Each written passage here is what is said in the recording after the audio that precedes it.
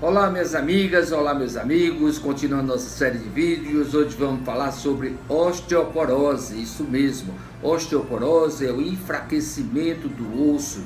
E a gente vai começando a dizer que os nossos ossos, eles começam a se formar lá dentro do útero, ainda do bebê dentro do útero que começa a formação dos ossos.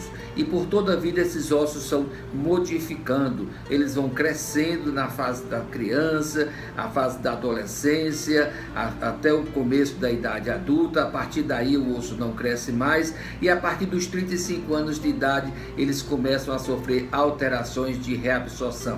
Para isso existem duas células muito importantes, os osteoblastos, que são as células formadoras de osso, e o osteoclasto, que são as células responsáveis pela remodelação e a renovação do osso. E aí, quando a gente completa seus 30, 35 anos de idade, as atividades de remodelação são mais intensas do que a de formação. E aí o osso começa a apresentar alterações como perda de sua densidade mineral.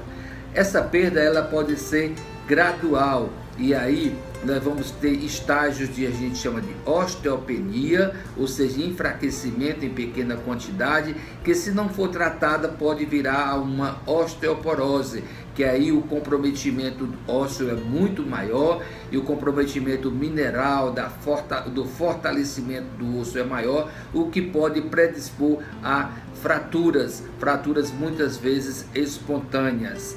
Existem dois tipos principais de osteoporose. Existem pessoas que têm uma alta reabsorção óssea, ou seja, uma alta retirada de cálcio e de outras substâncias que fortalecem o osso, então muita reabsorção.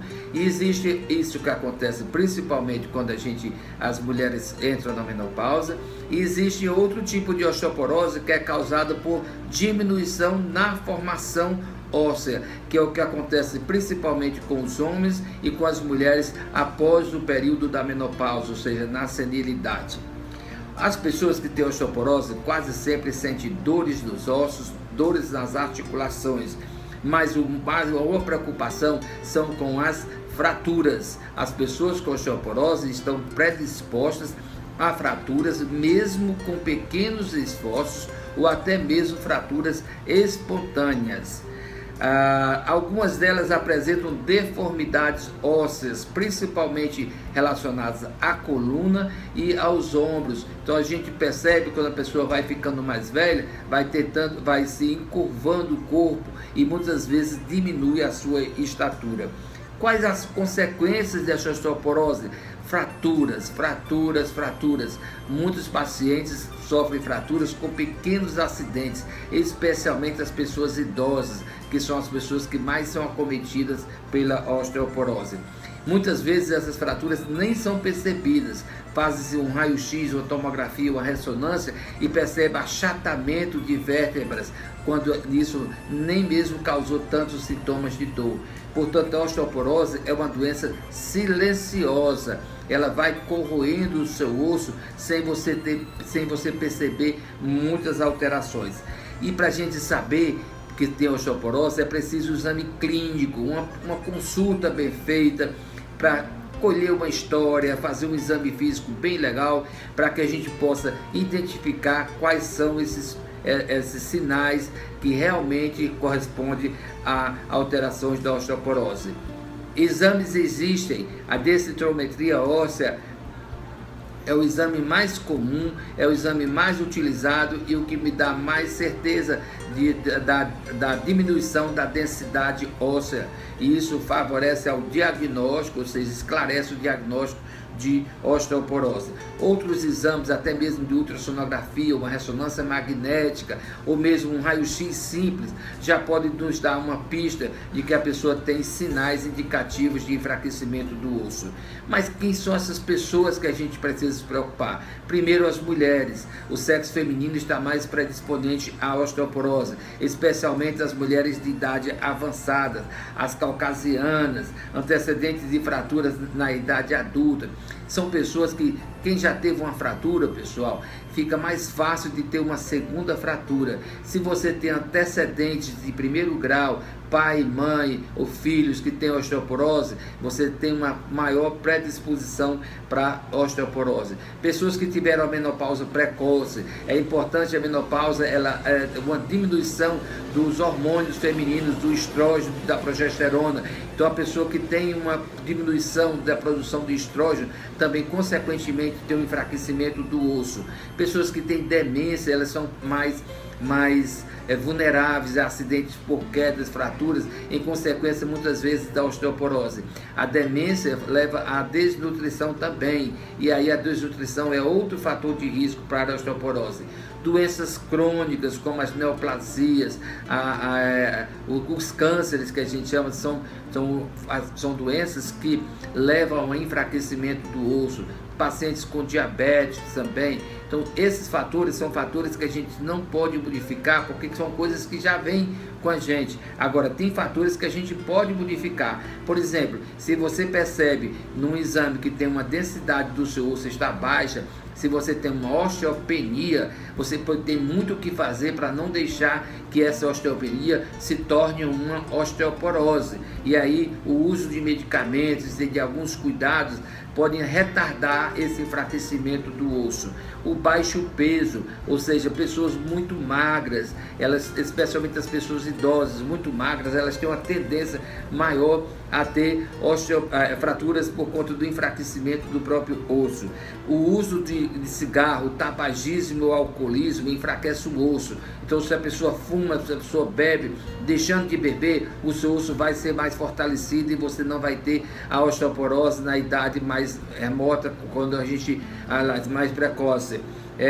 Deficiências de vitaminas, especialmente da vitamina D. A vitamina D é muito importante para a formação do osso. Então as pessoas que não têm vitamina D em quantidade normal, elas também têm um osso mais fraco.